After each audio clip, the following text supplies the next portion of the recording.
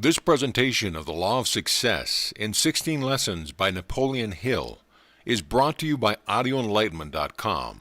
Copyright 2011, all rights reserved. The Law of Success, Lesson 13, Cooperation. You can do it if you believe you can. Cooperation is the beginning of all organized effort, as was stated in the second lesson of this course. Andrew Carnegie accumulated a gigantic fortune through the cooperative efforts of a small group of men numbering not more than a score. You too can learn how to use this principle. There are two forms of cooperation to which your attention will be directed in this lesson, namely, first, the cooperation between people who group themselves together or form alliances for the purpose of attaining a given end, under the principles known as the law of the mastermind. Second, the cooperation between the conscious and the subconscious minds, which forms a reasonable hypothesis of man's ability to contact, communicate with, and draw upon infinite intelligence. To one who has not given serious thought to this subject, the foregoing hypothesis may seem unreasonable, but follow the evidence of its soundness and study the facts upon which the hypothesis is based, and then draw your own conclusion. Let us begin with a brief review of the physical construction of the body. We know that the whole body is traversed by a network of nerves which serves as a channel of communication between the indwelling spiritual ego, which we call mind, and the functions of the external organism. This nervous system is dual. One system, known as the sympathetic, is the channel for all those activities which are not consciously directed by our volition, such as the operation of the digestive organs, the repair of the daily wear and tear of the tissues, and the like. The other system, known as the voluntary or cerebral spinal system, is the channel through which we receive conscious perception from the physical senses and exercise control over the movements of the body. This system has its center in the brain, while the other has its center in the ganglionic mass at the back of the stomach known as the solar plexus, and sometimes spoken of as the abdominal brain. The cerebrospinal system is a channel of our volitional or conscious mental action, and the sympathetic system is a channel of that mental action which unconsciously supports the vital functions of the body. Thus the cerebrospinal system is the organ of the conscious mind, and the sympathetic is that of the subconscious mind. But the interaction of conscious and subconscious minds requires a similar interaction between the corresponding systems of nerves, and one conspicuous connection by which this is provided is the vagus nerve. The nerve passes out of the cerebral region as a portion of the voluntary system, and through it we control the vocal organs. Then it passes onward to the thorax, sending out branches to the heart and lungs, and finally passing to the diaphragm. It loses the outer coating which distinguishes the nerves of the voluntary system, and becomes identified with those of the sympathetic system, so forming a connecting link between the two, and making the man physically a single entity.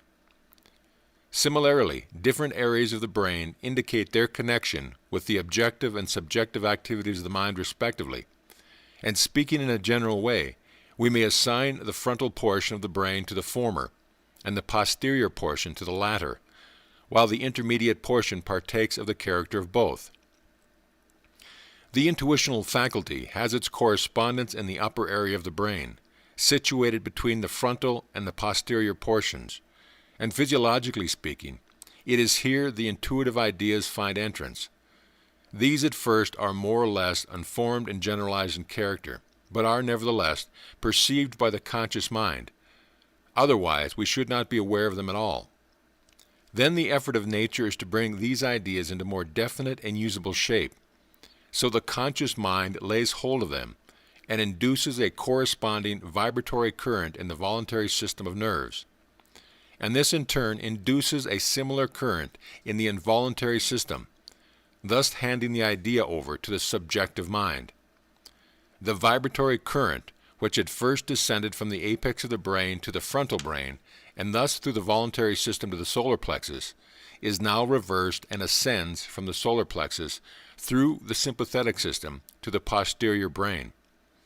This return current indicating the action of subjective mind. If we were to remove the surface portion of the apex of the brain, we should find immediate below it the shining belt of brain substance called the corpus callus. This is the point of union between the subjective and the objective. And as the current returns from the solar plexus to this point, it is restored to the objective portion of the brain in a fresh form, which it has acquired by the silent alchemy of the subjective mind. Thus the conception, which was at first only vaguely recognized, is restored to the objective mind in a definite and workable form.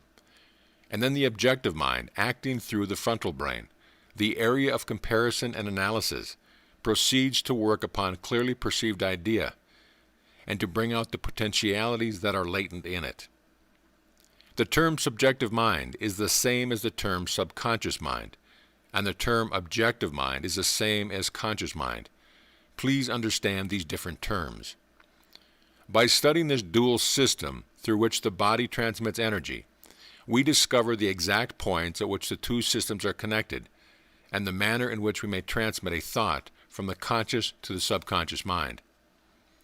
This cooperative, dual nervous system is the most important form of cooperation known to man. For it is through the aid of this system that the principle of evolution carries on its work of developing accurate thought, as described in Lesson 11. When you impress any idea on your subconscious mind through the principle of autosuggestion, you do so with the aid of this dual nervous system. And when your subconscious mind works out a definite plan of any desire with which you impress on it, the plan is delivered back to your conscious mind through this same dual nervous system. This cooperative system of nerves literally constitutes a direct line of communication between your ordinary conscious mind and infinite intelligence. Knowing from my own previous experience as a beginner in the study of this subject how difficult it is to accept the hypothesis here described, I will illustrate the soundness of the hypothesis in a simple way that you can both understand and demonstrate for yourself. Before going to sleep at night, impress upon your mind the desire to arise the next morning at a given hour, say at 4 a.m., and if your impression is accompanied by a positive determination to arise at that hour, your subconscious mind will register the impression and awaken you at precisely that time. Now the question might well be asked, if I impress my subconscious mind with a desire to arise at a specific time, and it will awaken me at that time, why do I not form the habit of impressing it with other and more important desires? If you will ask yourself this question and insist upon an answer, you will find yourself very near, if not on the pathway that leads to the secret door to knowledge, as described in Lesson 11. We will now take up the subject of cooperation between men who unite or group themselves together for the purpose of attaining a given end. In the second lesson of this course, we refer to this sort of cooperation as organized effort. We are living in an age of cooperative effort. Nearly all successful businesses are conducted under some form of cooperation. The same is true in the field of industry and finance, as well as in the professional field. Doctors and lawyers have their alliances for mutual aid and protection in the form of bar associations and medical associations.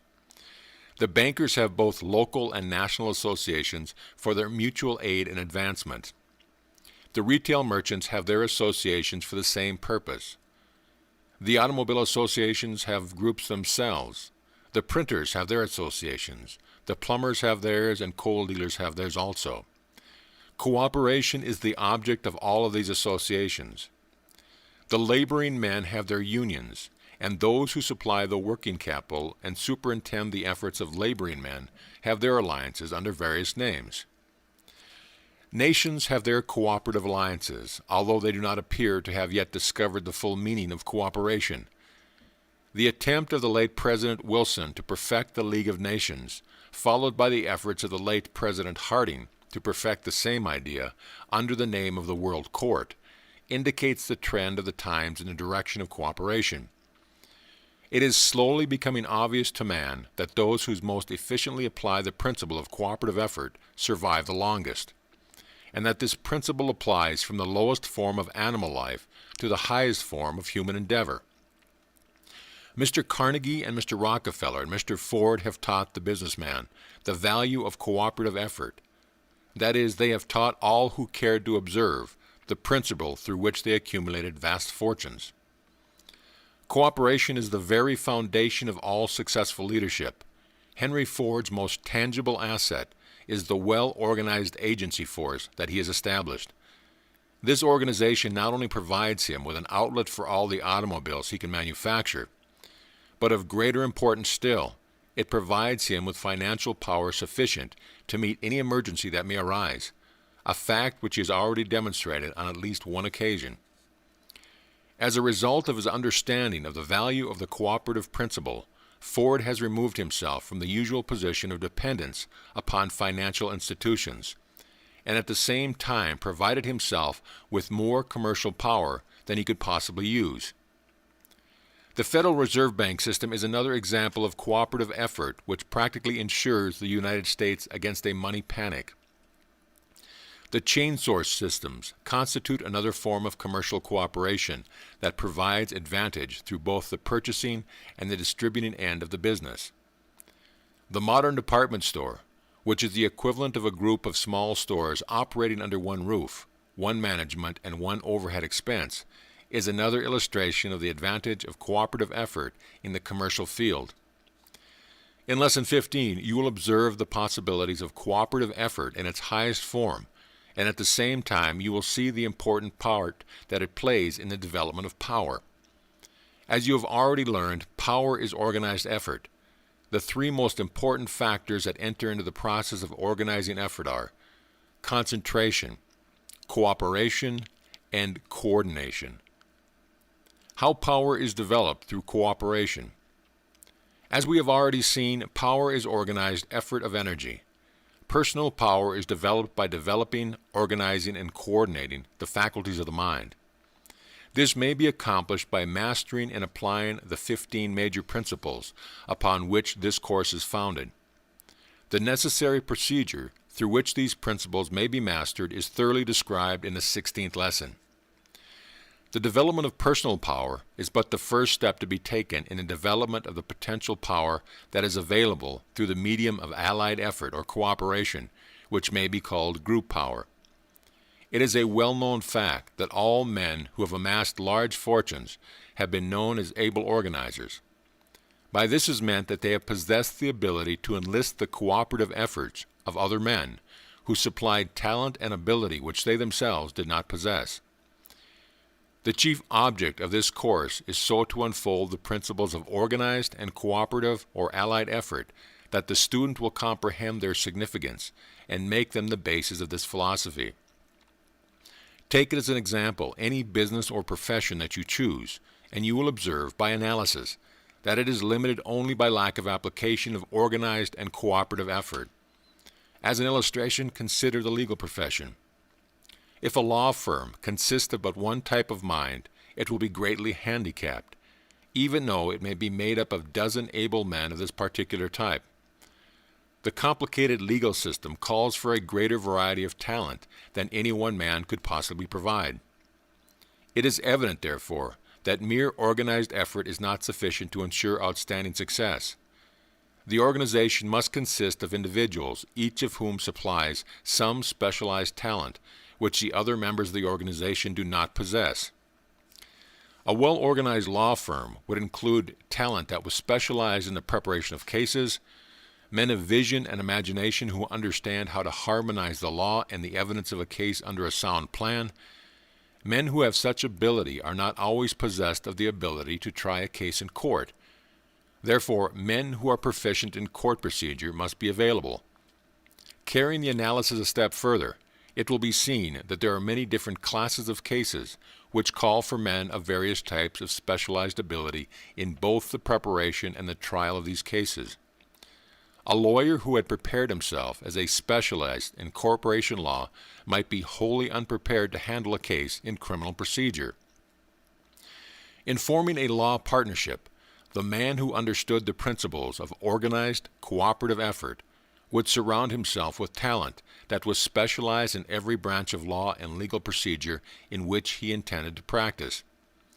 The man who had no conception of the potential power of these principles would probably select his associates by the usual hit or miss method, basing his selections more upon personality or acquaintanceship than consideration of the particular type of legal talent that each possessed. The subject of organized effort has been covered in the preceding lessons of this course, but it is again brought up in connection with this lesson for the purpose of indicating the necessity of forming alliances or organizations consisting of individuals who supply all the necessary talent that may be needed for the attainment of the object in mind. In nearly all commercial undertakings, there is a need for at least three classes of talent, namely buyers, salesmen, and those who are familiar with finance. It will be readily seen that when these three classes of men organize and coordinate their efforts, they avail themselves, through this form of cooperation, of power which no single individual in the group possesses. Many a business fails because of all the men back of it are salesmen, or financial men, or buyers. By nature, the most able salesmen are optimistic, enthusiastic, and emotional, while able financial men, as a rule, are unemotional, deliberate, and conservative.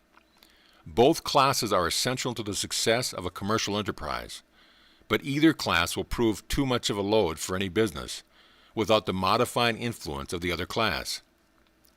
It is generally conceded that James J. Hill was the most efficient railroad builder that America ever produced, but it is equally well known that he was not a civil engineer, nor a bridge builder, nor a locomotive engineer, nor a mechanical engineer, nor a chemist, although these highly specialized classes of talent are essential in railroad building.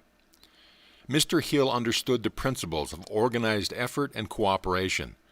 Therefore, he surrounded himself with men who possessed all this necessary ability which he lacked. The modern department store is a splendid example of organized, cooperative effort. Each merchandising department is under the management of one who understands the purchasing and marketing of the goods carried in that specific department. Back of all these department managers is a general staff consisting of specialists in buying, selling, financing, and the management of units or groups of people. This form of organized effort places back of each department both buying and selling power, such as that department could not afford if it were separated from the group and had to be operated under its own overhead in a separate location. The United States of America is one of the richest and most powerful nations of the world. Upon analysis, it will be seen that this enormous power has grown out of the cooperative efforts of the states of the Union. It was for the purpose of saving this power that the immortal Lincoln made up his mind to erase the Mason-Dixon line.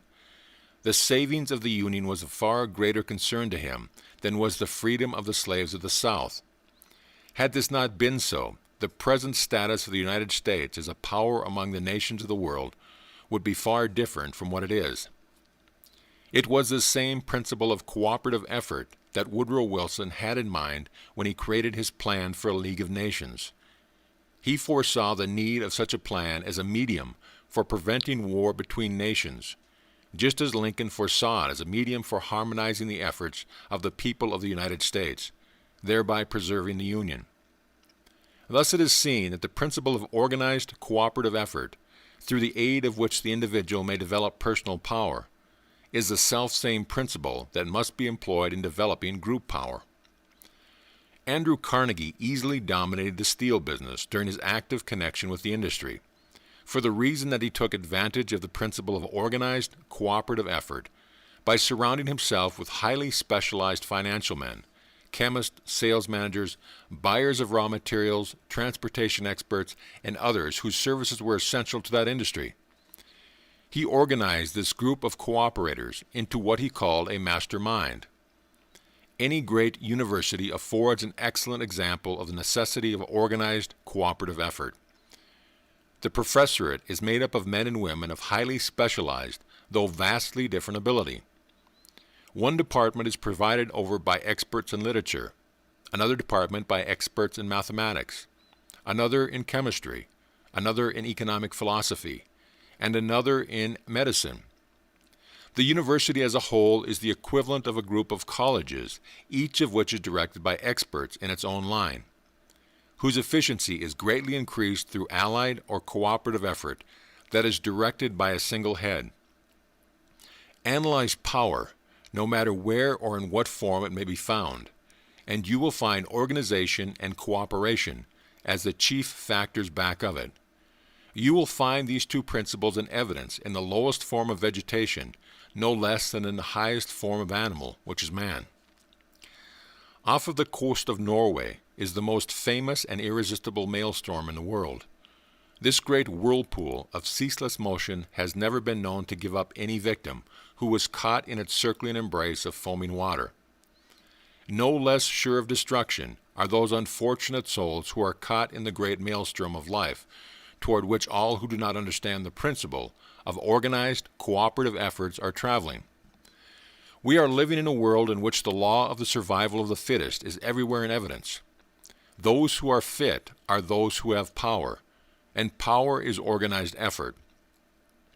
Unfortunate is the person who either through ignorance or because of egotism imagines that he can sail this ship of life in the frail bark of independence. Such a person will discover that there are maelstorms more dangerous than any mere whirlpool of unfriendly waters. All natural laws and all nature's plans are based upon harmonious, cooperative effort, as all who have attained high places in the world have discovered. Wherever people are engaged in unfriendly combat, no matter what may be its nature or its cause, one may observe the nearness of one of these maelstorms that awaits the combatants. Success in life cannot be attained except through peaceful, harmonious, cooperative effort. Nor can success be attained single-handed or independently.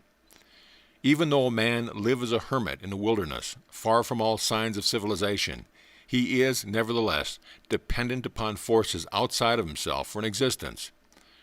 The more he becomes a part of civilization, the more dependent upon cooperative effort he becomes. Whether a man earns his livings by day's work or from the interest on the fortune he has amassed, will he earn with less opposition through friendly cooperation with others.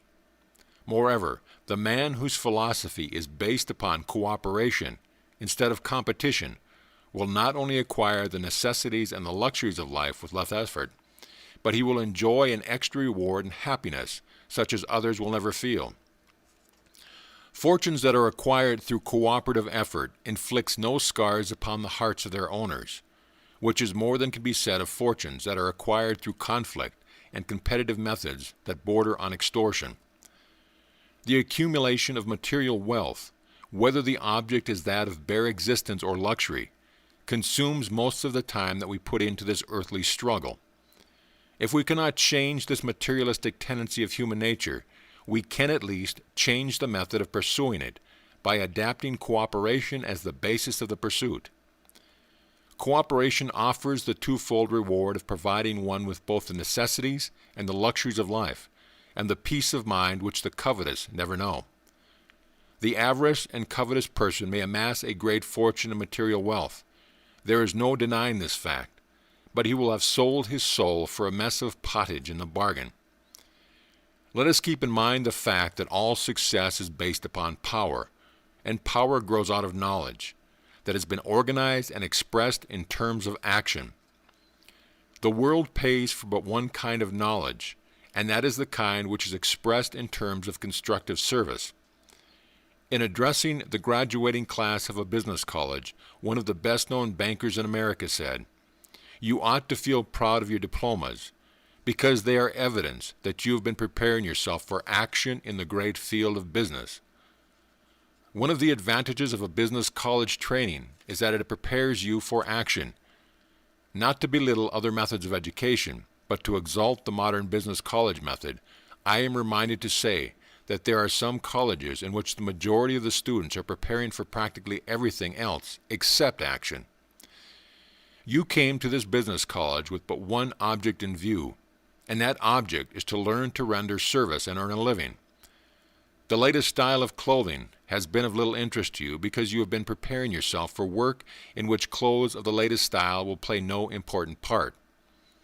You did not come here to learn how to pour tea at an afternoon party, nor to become masters at affecting friendliness, while inwardly feeling envy for those who wear finer gowns and drive more costly motor cars. You came here to learn how to work. In the graduating class before which this man spoke were 13 boys, all of whom were so poor that they had barely enough money with which to pay their way. Some of them were paying their own way by working before and after school hours. That was 25 years ago. Last summer, I met the president of the business college, which these boys attended, and he gave me the history of each one of them.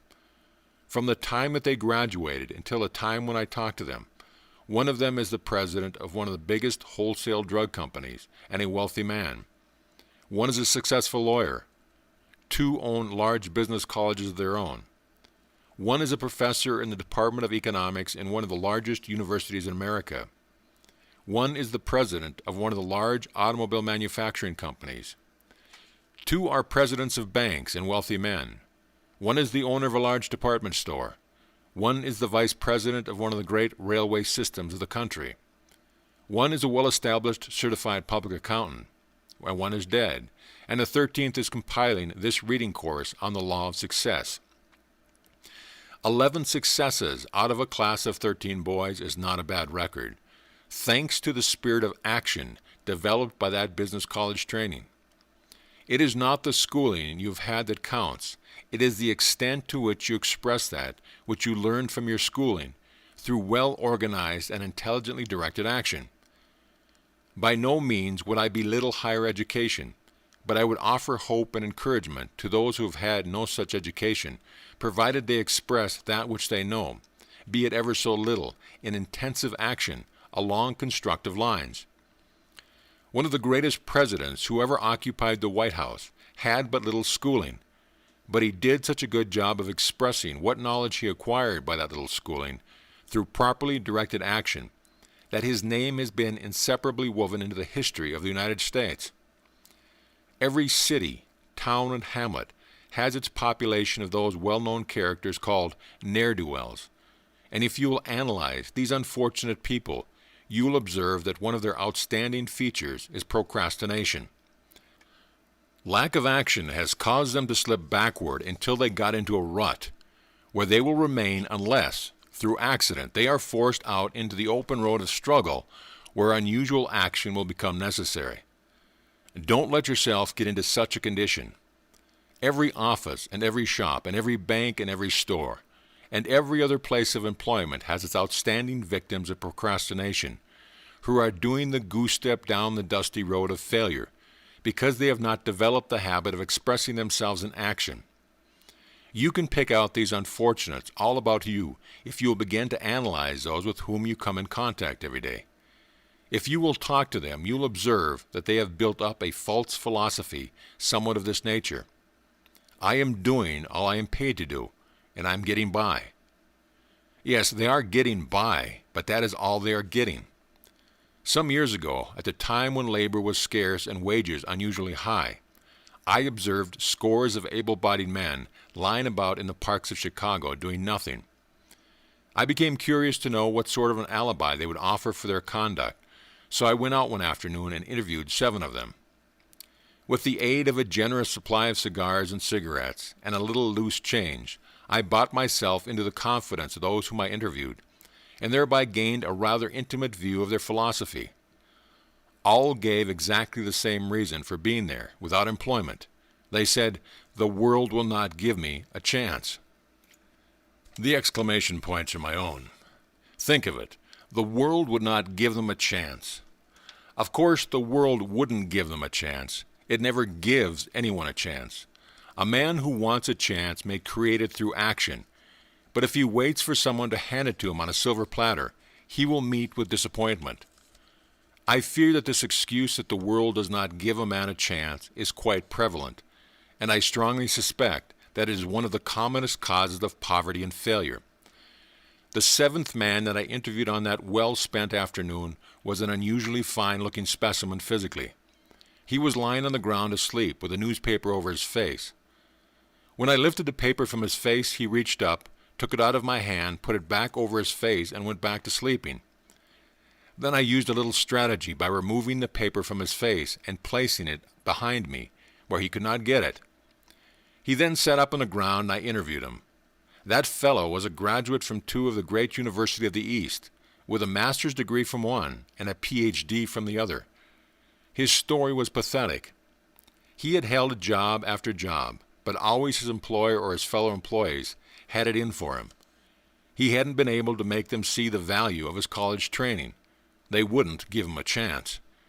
Here was a man who might have been at the head of some great business, or the outstanding figure in one of the professions had he not built his house upon the sands of procrastination, and held to the false belief that the world should pay him for what he knew. Luckily, most college graduates do not build upon such flimsy foundations, because no college on earth can crown with success the man who tries to collect for that which he knows instead of that which he can do with what he knows. The man to whom I have referred was from one of the best-known families of Virginia. He traced his ancestry back to the landing of the Mayflower. He threw back his shoulders, pounded himself on the breast with his fist, and said, "Just think of it, sir. I am the son of one of the first families of old Virginia." My observations led me to believe that being the son of the first family is not always fortunate for either the son or the family. Too often these sons of first families try to slide home from third base on their family names. This may be only a peculiar notion of mine, but I have observed that the men and women who are doing the world's work have but little time and less inclination to brag about their ancestry. Not long ago I took a trip back to Southwest Virginia, where I was born. It was the first time I had been there in over 20 years. It was a sad sight to compare the sons of some of those who were known as first families 20 years ago, with the sons of those who were but plain men, who made it their business to express themselves in action of the most intensive nature. The comparison reflected no credit upon the first family boys. It was with no feeling of exultation that I expressed my gratitude for not having been brought into the world by parents who belonged to the first family class.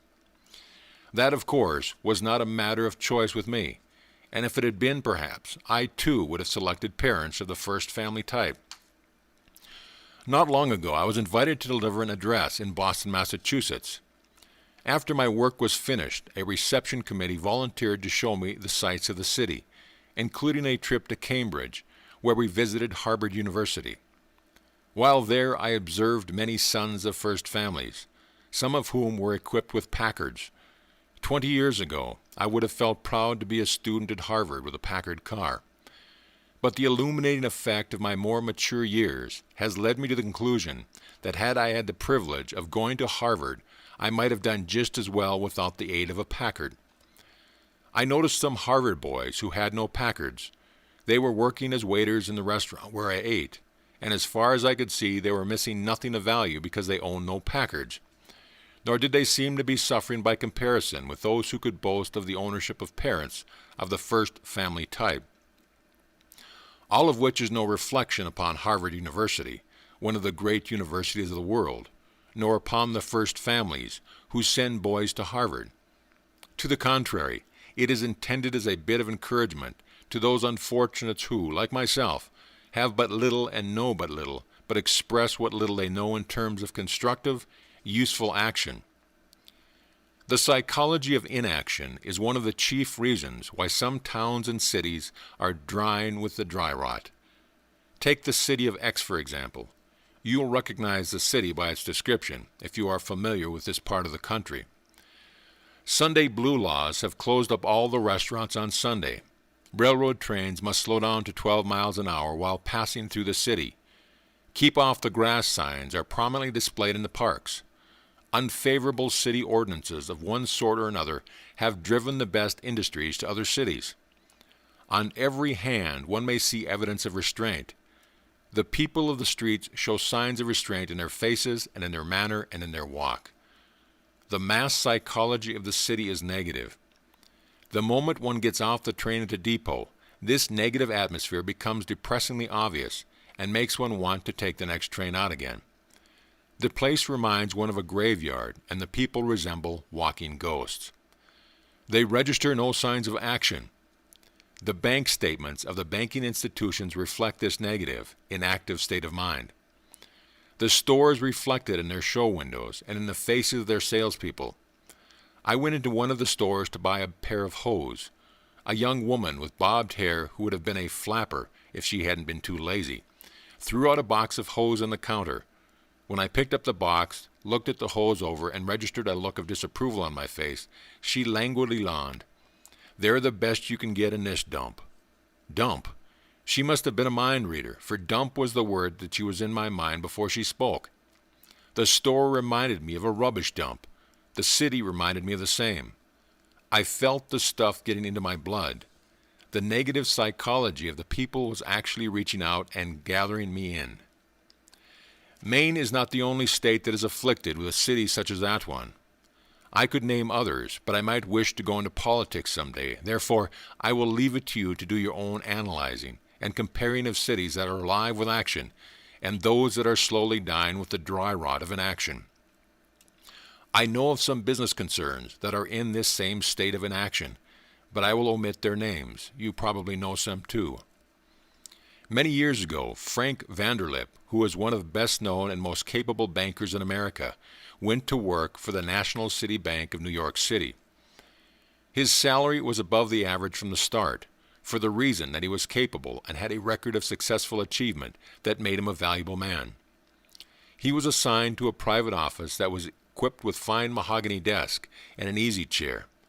On the top of the desk was an electric push button that led to a secretary's desk outside. The first day went by without any work coming to his desk.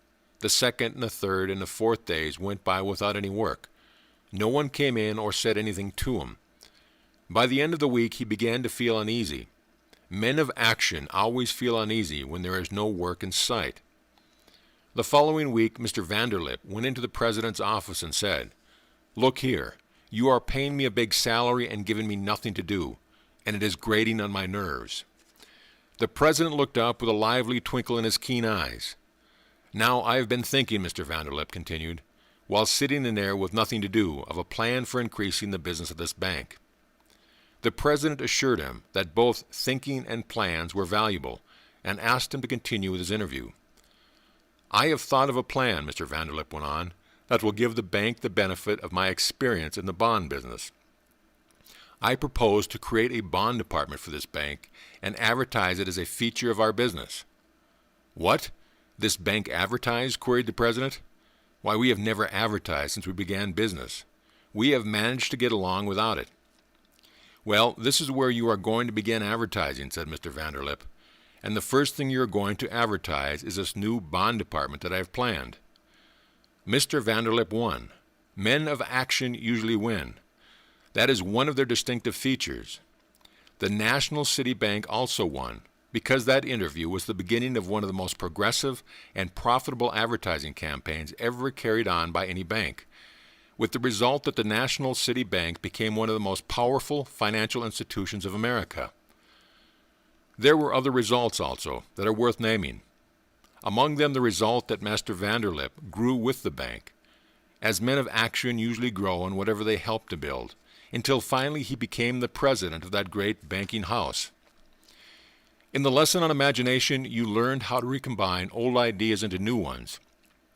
But no matter how practical your plans may be, they will be useless if they are not expressed into action.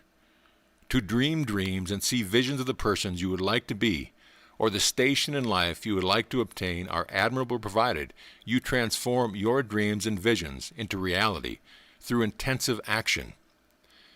There are men who dream, but do nothing more. There are others who take the visions of the dreamers and translate them into stone and marble and music, and good books and railroads and steamships. There are still others who both dream and transform these dreams into reality. They are the dreamer-doer types. There is a psychological as well as an economic reason why you should form the habit of intensive action.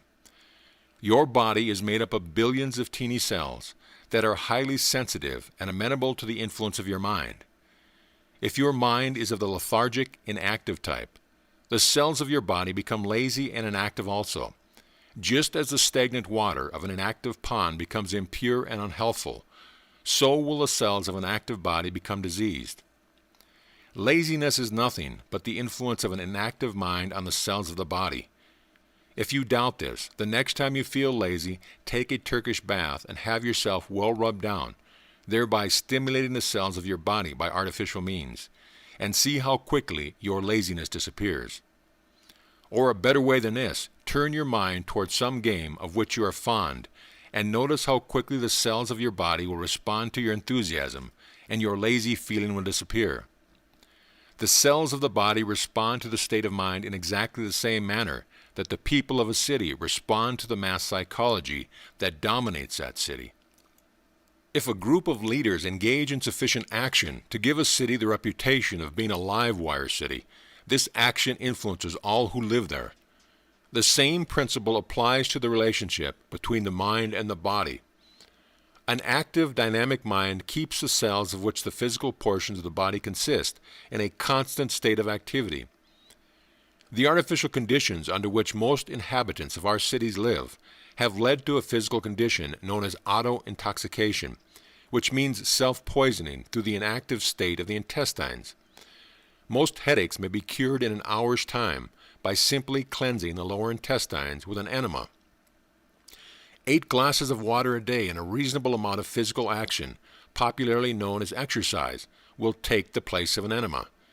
Try it for a week, and then you will not have to be urged to keep it up, for you will feel like a new person, unless the nature of your work is such that you get plenty of physical exercise and drink plenty of water in the regular course of your duties. On 2 pages of this book, enough sound advice could be recorded to keep the average person healthy and ready for action during 16 of the 24 hours of a day. But the advice would be so simple that most people would not follow it. The amount of work that I perform every day and still keep in good physical condition is a source of wonderment and mystery to those who know me intimately. Yet there is no mystery to it, and the system I follow does not cost a thing. Here it is, for your use if you would want it. First, I drink a cup of hot water when I first get up in the morning, before I have breakfast. Second, my breakfast consists of rolls made up of whole wheat and bran, breakfast cereal, fruit, soft-boiled egg once in a while, and coffee. For luncheon, I eat vegetables, almost any kind, whole wheat bread and a glass of buttermilk. Supper, a well-cooked steak once or twice a week, vegetables, especially lettuce, and coffee. Third, I walk an average of 10 miles a day, 5 miles into the country and 5 miles back, using this period for meditation and thought. Perhaps the thinking is as valuable as a health builder as the walk. Fourth, I lie across a straight-bottomed chair, flat on my back, with most of my weight resting on the small of my back, with my head and arms relaxed completely, until they almost touch the floor. This gives the nervous energy of my body an opportunity to balance properly and distribute itself, and 10 minutes in this position will completely relieve all signs of fatigue, no matter how tired I may be.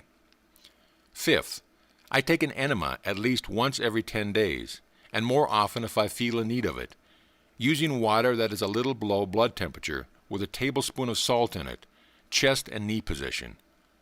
Sixth, I take a hot shower bath, followed immediately by a cold shower every day, usually in the morning when I first get up. These simple things I do for myself. Mother Nature attends to everything else necessary for my health. I cannot lay too much stress upon the importance of keeping the intestines clean, for it is a well-known fact that the city dwellers of today are literally poisoning themselves to death by neglecting to cleanse their intestines with water. You should not wait until you are constipated to take an enema. When you get to that stage of constipation, you are practically ill, and immediate relief is absolutely essential. But if you'll give yourself the proper attention regularly, just as you attend to keeping the outside of your body clean, you will never be bothered with the many troubles which constipation brings. For more than 15 years, no single week ever passed without my having a headache. Usually I administered a dose of aspirin and got temporary relief. I was suffering with auto-intoxication and did not know it for the reason that I was not constipated. When I found out what my trouble was, I did 2 things, both of which I recommend to you. Namely, I quit using aspirin, and I cut down my daily consumption of food nearly 1/2. Just a word about aspirin, a word which those who profit by its sale will not like. It affords no permanent cure of a headache. All it does might be compared to a lineman that cuts the telegraph wire while the operator is using that wire in a call for aid from the fire department to save the burning building in which he is located. Aspirin cuts or deadens the line of nerve communication that runs from the stomach or the intestinal region, where auto-intoxication is pouring poison into the blood, to the brain, where the effect of that poison is registering its call in the form of intense pain. Cutting the telegraph line over which a call for the fire department is being sent does not put out the fire, nor does it remove the cause to deaden, with the aid of a dose of aspirin, the nerve line over which a headache is registering a call for help. You cannot be a person of action if you permit yourself to go without proper physical attention until auto-intoxication takes your brain and needs into an operative mass that resembles a ball of putty. Neither can you be a person of action if you eat the usual devitalized concoction called white bread, which has all the real food value removed from it, and twice as much meat as your system can digest and properly dispose of. You cannot be a person of action if you run to the pill bottle every time you have, or imagine you have, an ache or a pain, or swallow an aspirin tablet every time your intestine calls on your brain for a douchebag of water and a spoonful of salt for cleansing purposes. You cannot be a person of action if you overeat and underexercise. You cannot be a person of action if you read the patent medicine booklets and begin to imagine yourself ailing with the symptoms described by the clever advertisement writer who has reached your pocketbook through the power of suggestion.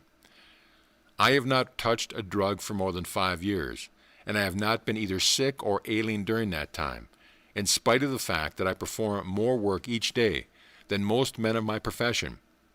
I have enthusiasm, endurance, and action because I eat the sort of simple food that contains the body-building elements that I require, and look after the eliminative process as careful as I bathe my body.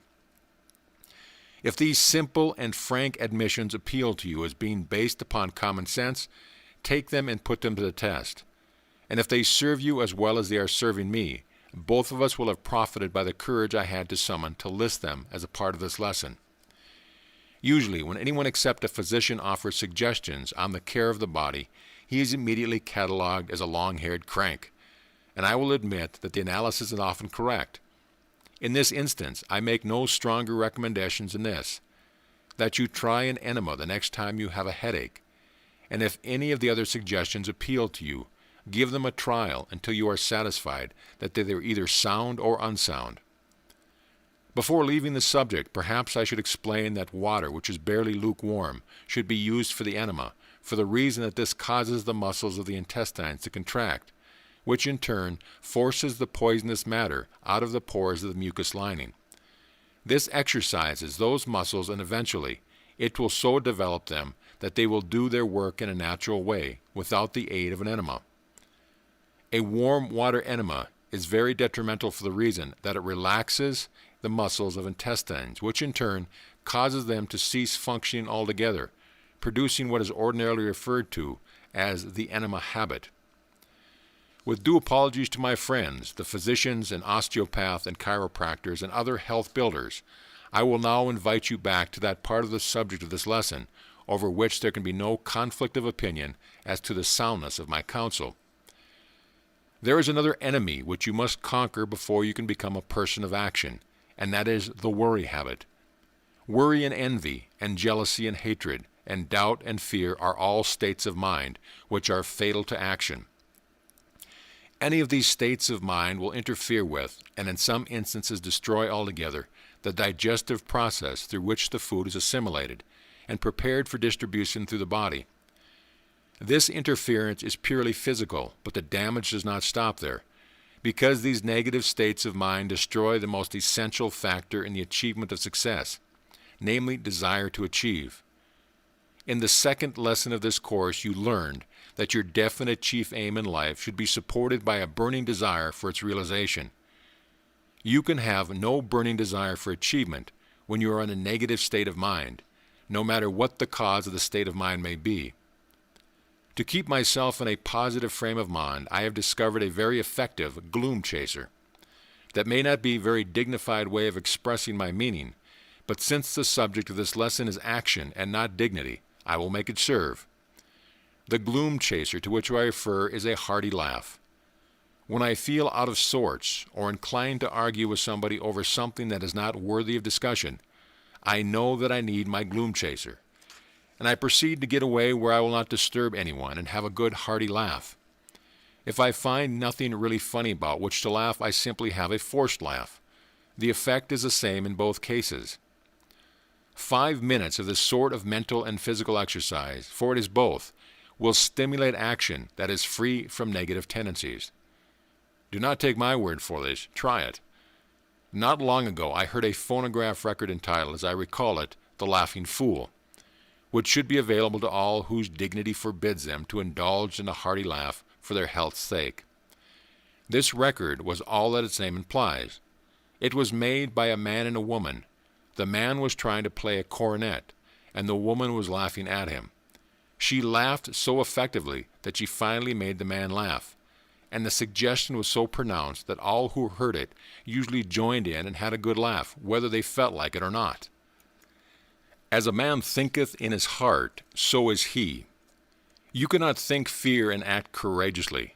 You cannot think hatred and act in a kindly manner towards those with whom you associate. The dominating thoughts of your mind, meaning by this the strongest and deepest and most frequent of your thoughts, influence the physical action of your body. Every thought put into action by your brain reaches and influences every cell in your body. When you think fear, your mind telegraphs this thought down to the cells that form the muscles of your legs, and tells those muscles to get into action and carry you away as rapidly as you can. A man who is afraid runs away because his legs carry him, and they carry him because they fear thought in his mind instructed him to do so, even though the instructions were given unconsciously. In the first lesson of this course, you learned how thought travels from one mind to another, through the principle of telepathy. In this lesson, you should go a step further and learn that your thoughts not only register themselves in the minds of other people through the principles of telepathy, but, what is 1,000,000 times more important to you to understand, they register themselves on the cells of your own body and affect those cells in a manner that harmonizes with the nature of the thought. To understand this principle is to understand the soundness of the statement, as a man thinketh in his heart, so is he. Action, in the sense that the term is used in this lesson, is of two forms. One is physical and the other is mental. You can be very active with your mind while your body is entirely inactive, except as to the involuntary action of the vital organs. Or you can be very active with both body and mind. In speaking of men of action, either or both of two types may be referred to. One is the caretaker type, and the other is the promoter or salesman type. Both of these types are essential in modern business, industry, and finance. One is known as a dynamo, while the other is often referred to as a balance wheel. Once in a great while, you will find a man who is both a dynamo and a balance wheel, but such well-balanced personalities are rare. Most successful business organizations that assume great size are made up both of these types.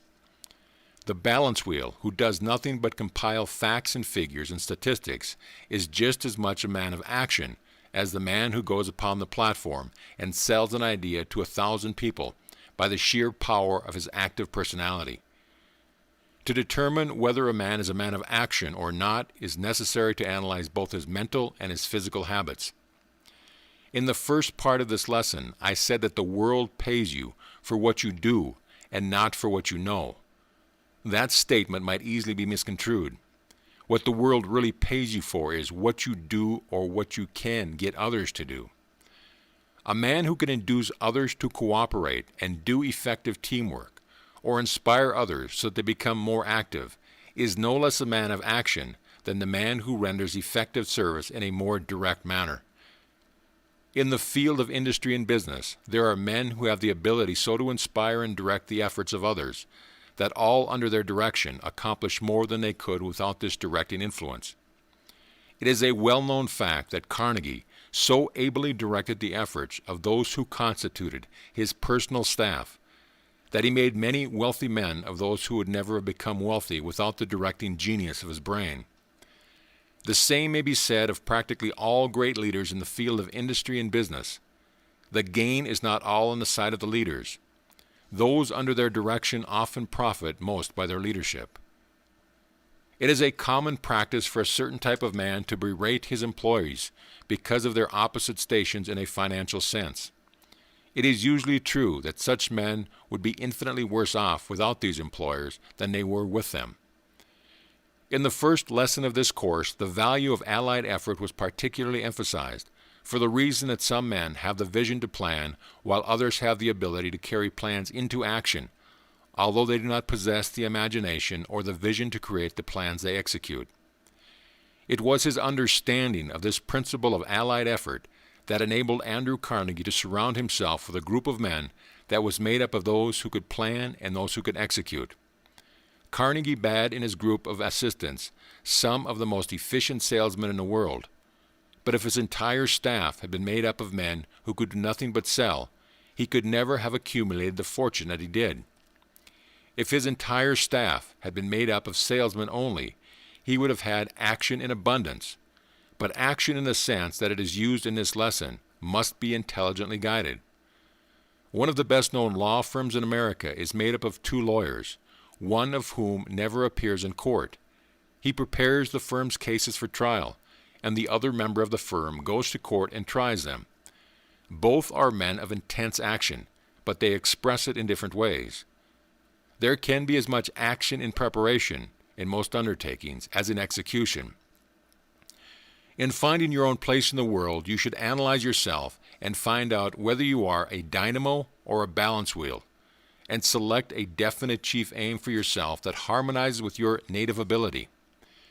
If you are in business with others, you should analyze them as well as yourself, and endeavor to see that each person takes the part for which his temperament and native ability best fit him.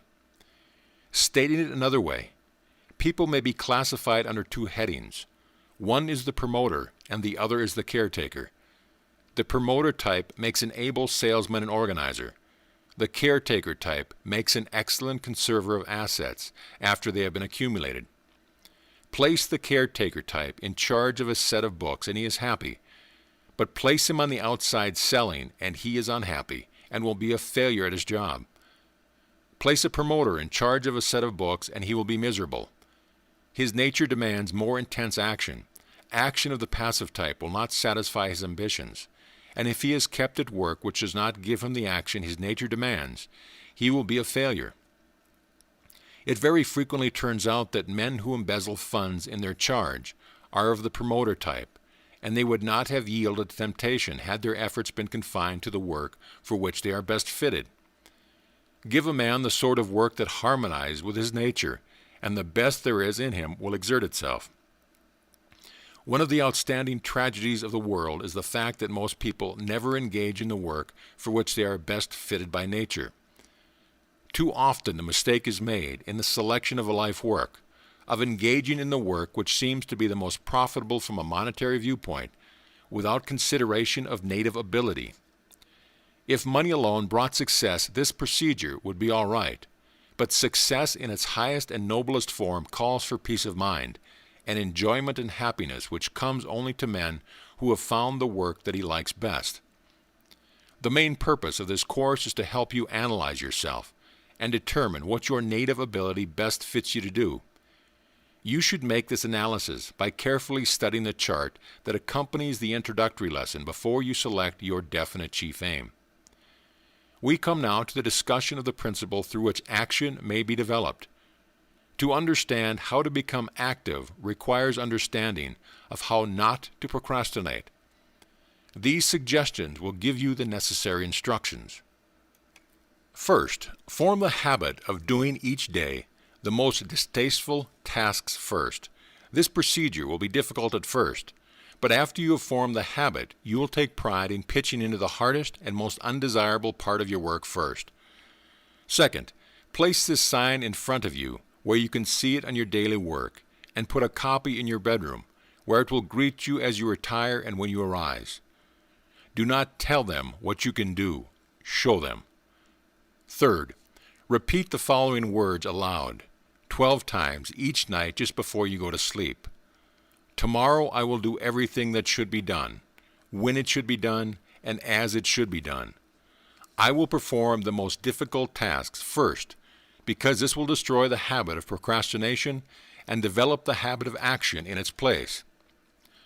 Fourth, carry out these instructions with faith in their soundness and with belief that they will develop action in body and in mind, sufficient to enable you to realize your definite chief aim. The outstanding feature of this course is the simplicity of the style in which it is written.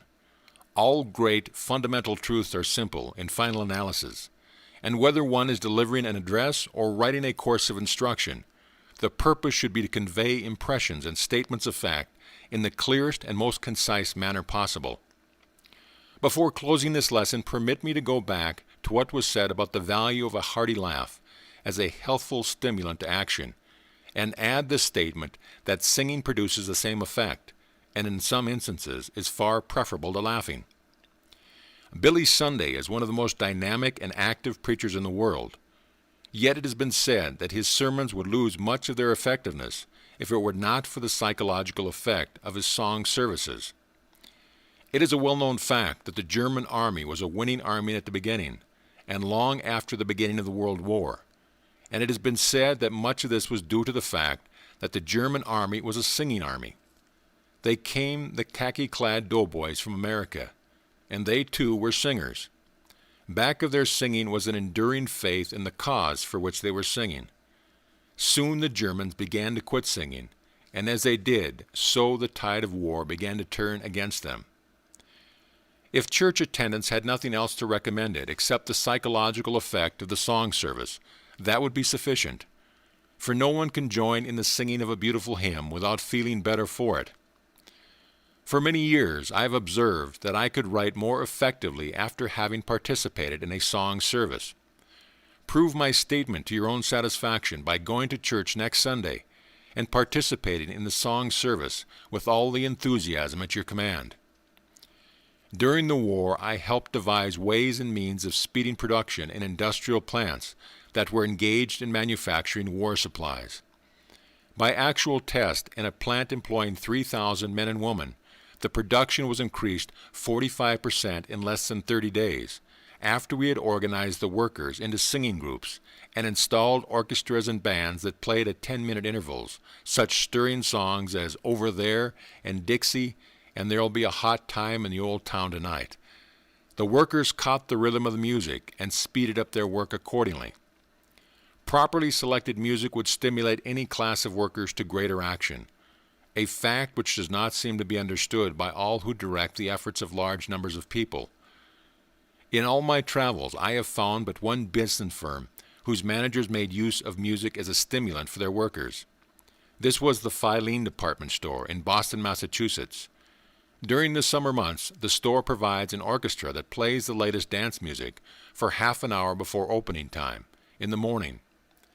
The salespeople use the aisles of the store for dancing, and by the time the doors are thrown open, they are in an active state of mind and body that carries them through the entire day.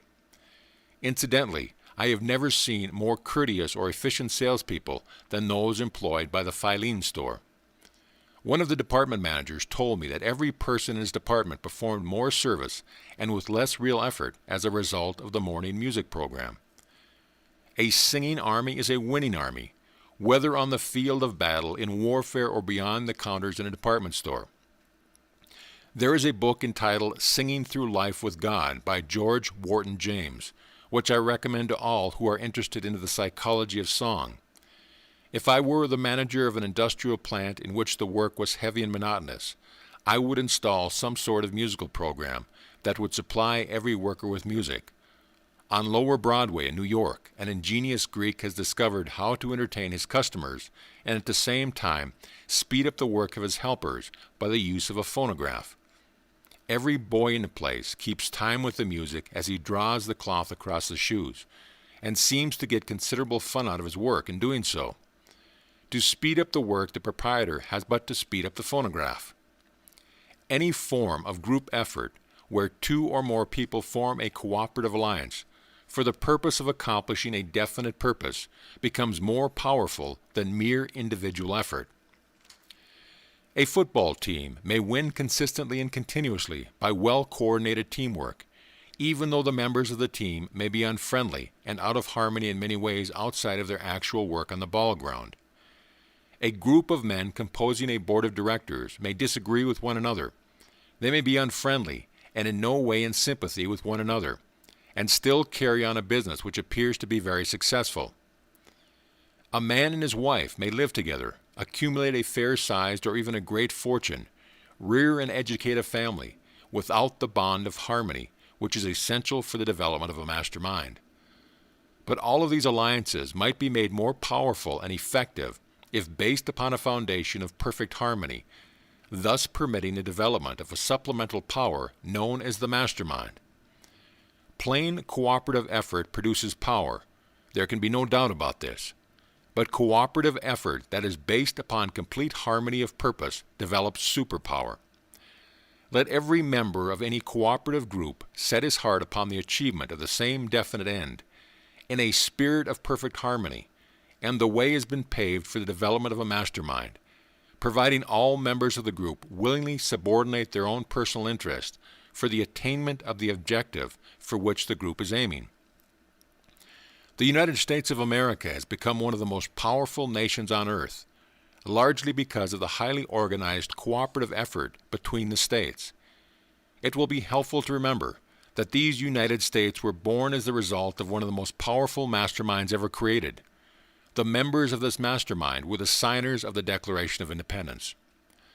The men who signed that document either consciously or unconsciously put into operation the power known as the mastermind, and that power was sufficient to enable them to defeat all the soldiers who were sent into the field against them. The men who fought to make the Declaration of Independence endure did not fight for money alone. They fought for a principle, the principle of freedom, which is the highest known motivating force. A great leader, whether in business, finance, industry, or statesmanship, is one who understands how to create a motivating objective which will be accepted with enthusiasm by every member of his group of followers. In politics, a live issue is everything. By live issue is meant some popular objective toward the attainment of which the majority of the voters can be rallied. These issues generally are broadcast in the form of snappy slogans, such as "Keep Cool with Coolidge," which suggest to the minds of the voters that to keep Coolidge was the equivalent of keeping prosperity, and it worked. During Lincoln's election campaign, the cry was, "Stand back of Lincoln and preserve the Union." It worked. Woodrow Wilson's campaign managers during his second campaign coined the slogan, "He kept us out of war," and that worked also. The degree of power created by the cooperative effort of any group of people is measured always by the nature of the motive which the group is laboring to attain. This may be profitably home in mind by all who organize group effort for any purpose whatsoever. Find a motive around which men may be induced to rally in a highly emotionalized, enthusiastic spirit of perfect harmony, and you have found the starting point for the creation of a master mind.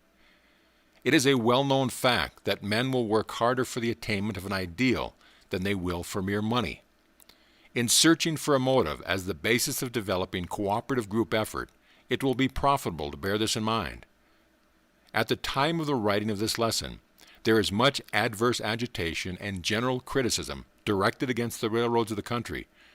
Who is back of this agitation, this author does not know, but he does know that the very fact that such agitation exists could and should be made the motivating force around which the railroad officials might rally the hundreds of thousands of railroad employees who earn their living by railroading, thereby creating a power that would effectively eliminate this adverse criticism.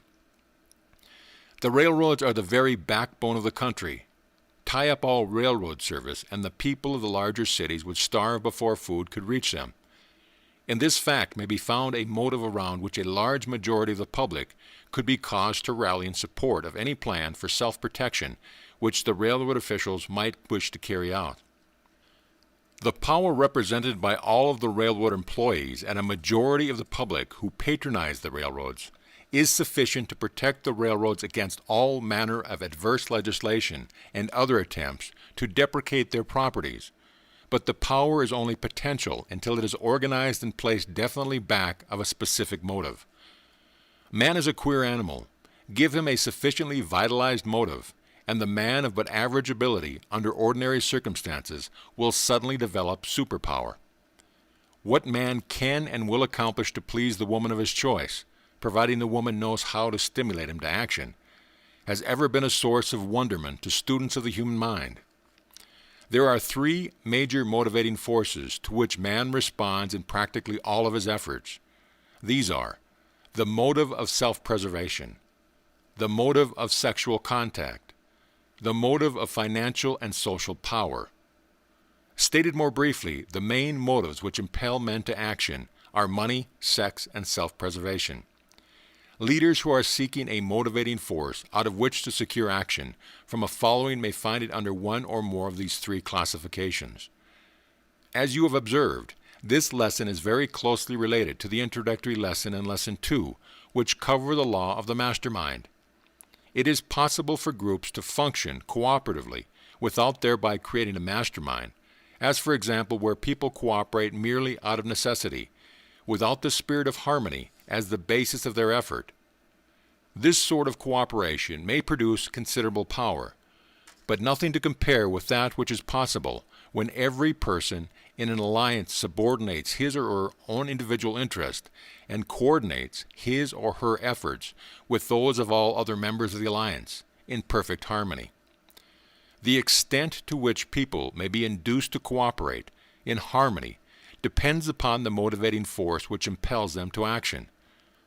Perfect harmony, such as is essential for creating a mastermind, can be obtained only when the motivating force of a group is sufficient to cause each member of the group completely to forget his or her own personal interests and work for the good of the group or for the sake of attaining some idealistic, charitable, or philanthropic objective. The three major motivating forces of mankind have been here stated for the guidance of the leader who wishes to create plans for securing cooperation from followers who will throw themselves into the carrying out of his plans in a spirit of unselfishness and perfect harmony. Men will not rally to the support of a leader in such a spirit of harmony unless the motive that impels them to do so is one that will induce them to lay aside all thoughts of themselves. We do well that which we love to do, and fortunate is a leader who has the good judgment to bear this fact in mind, and so lay his plans that all his followers are assigned parts that harmonize with this law. The leader who gets all there is to be had from his followers does so because he has set up in the mind of each a sufficiently strong motive to get each to subordinate his own interest and work in a perfect spirit of harmony with all other members of the group. Regardless of who you are and what your definite chief aim may be, if you plan to attain the object of your chief aim through the cooperative efforts of others, you must set up in the minds of those whose cooperation you seek a motive strong enough to ensure their full, undivided, unselfish cooperation, for you will then be placing back of your plans the power of the law of the mastermind. You are now ready to take up Lesson 14, which will teach you how to make working capital out of all mistakes, errors, and failures which you have experienced, and also how to profit by the mistakes and failures of others. The president of one of the great railway systems of the United States said, after reading the next lesson, that this lesson carries a suggestion which, if heeded and understood, will enable any person to become a master in his chosen life work. For reasons which will be plain after you have read the next lesson, it is the author's favorite lesson of this course. Your Standing Army, and after the lesson visit with the author. Power comes from organized effort. You see in the above picture the forces which enter into all organized effort.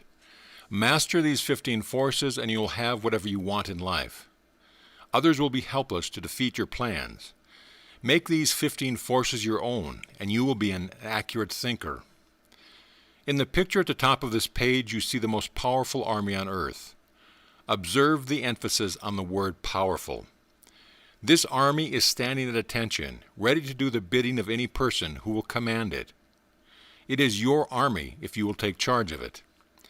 This army will give you power sufficient to mow down all opposition with which you meet. Study the picture carefully, then take inventory of yourself and find out how many of these soldiers you need. If you are a normal person, you long for material success. Success and power are always found together. You cannot be sure of success unless you have power.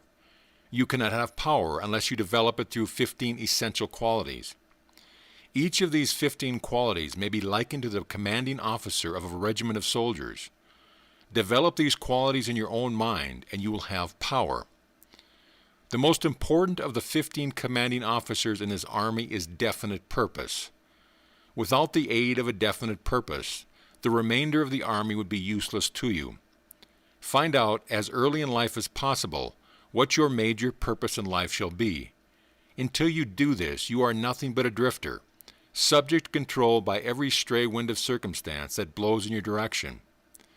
Millions of people go through life without knowing what it is they want. All have a purpose, but only 2 out of every 100 have a definite purpose. Before you decide whether your purpose is definite or not, look up the meaning of the word in the dictionary. Nothing is impossible to the person who knows what it is he wants and makes up his mind to acquire it. Columbus had a definite purpose, and it became a reality. Lincoln's major definite purpose was to free the black slaves of the South, and he turned that purpose into reality. Roosevelt's major purpose during his first term of office was to build the Panama Canal. He lived to see that purpose realized. Henry Ford's definite purpose was to build the best popular-priced automobile on earth. That purpose, backed persistently, has made him the most powerful man on earth. Burbank's definite purpose was to improve plant life. Already that purpose was made possible, the raising of enough food on 10 square miles of land to feed the entire world. 20 years ago, Edwin C. Barnes formed a definite purpose in his mind. That purpose was to become the business partner of Thomas Edison. At the time his purpose was chosen, Mr. Barnes had no qualification entitling him to a partnership with the world's greatest inventor. Despite his handicap, he became the partner of the great Edison. 5 years ago, he retired from active business with more money than he needs or can use, wealth that he accumulated in partnership with Edison. Nothing is impossible to the man with a definite purpose. Opportunity, capital, cooperation from other men, and all essentials for success gravitate to the man who knows what he wants. Vitalize your mind with a definite purpose, and immediately your mind becomes a magnet which attracts everything that harmonizes with that purpose. James J. Hill, the great railroad builder, was a poorly paid telegraph operator. Moreover, he had reached the age of 40 and was still ticking away at the telegraph key without any outward appearance of success. Then something of importance happened, of importance to Hill and to the people of the United States. He formed the definite purpose of building a railroad across the great waste desert of the West. Without reputation, without capital, without encouragement from others, James J. Hill got the capital and built the greatest of all the railroad systems of the United States. Woolworth was a poorly paid clerk in a general store. In his mind's eye, he saw a chain of novelty stores specializing on 5 and 10 cent sales. The chain of stores became his definite purpose. He made that purpose come true, and with it more millions that he could use. Cyrus Curtis selected as his definite purpose the publishing of the world's greatest magazine, starting with nothing but the name Saturday Night Evening Post. And opposed by friends and advisors who said it couldn't be done, he transformed that purpose into reality. Martin Littleton is the most highly paid lawyer in the world. It is said that he will accept no retainer under $50,000. When he was 12 years old, he had never been inside of a schoolroom. He went to hear a lawyer defend a murderer. That speech so impressed him that he grabbed hold of his father's hand and said, "Someday I am going to be the best lawyer in the United States and make speeches like that." Fine chance for an ignorant mountain youth to become a great lawyer, someone might say. But remember, that nothing is impossible to the man who knows what he wants and makes up his mind to get it. Study each of the 15 soldiers shown in command of the army in the picture at the beginning of this essay. Remember as you look at the picture that no one of these soldiers alone is powerful enough to ensure success. Remove a single one of them, and the entire army would be weakened.